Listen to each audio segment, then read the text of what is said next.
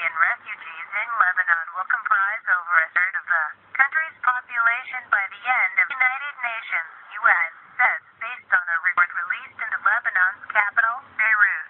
The number of the refugees will reach 1.5 million by December in the country. Lebanon had a population of 4 million people. The report noted that children constitute some 53% of the Syrian refugees in Lebanon. The report comes as Lebanon's Social Affairs Minister Rashid Dervish said at a gathering of Lebanese authorities, ambassadors, and the UN High Commissioner for Refugees, UNHCR, Representative Ines Kal, that the country has no longer the capacity to carry the burden of refugees alone. The UN says Lebanon is in need of 1.6 billion United States dollars, 1.2 billion euros for 2014 in order to deal with the refugee crisis.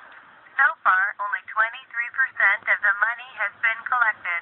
We are really facing critical and dire challenges, Kelly said, adding, with the current level of funding, will not meet the target that we set to have over 172,000 children in school next year. She said if the necessary funding does not materialize, the UNHCR could not start a polio vaccination kit for all children in Lebanon under 5. Kelly also warned that some 800,000 refugees will not be equipped to face winter, and 30,000 people, including Lebanese, will not have access to safe drinking water without the needed financial support.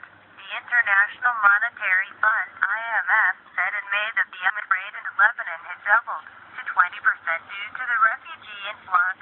Currently, 1.1 million refugees who have escaped the crisis in Syria reside in Lebanon.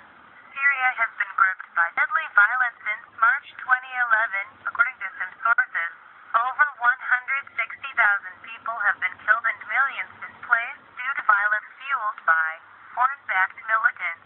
Mr. H.J.L. Chemzi,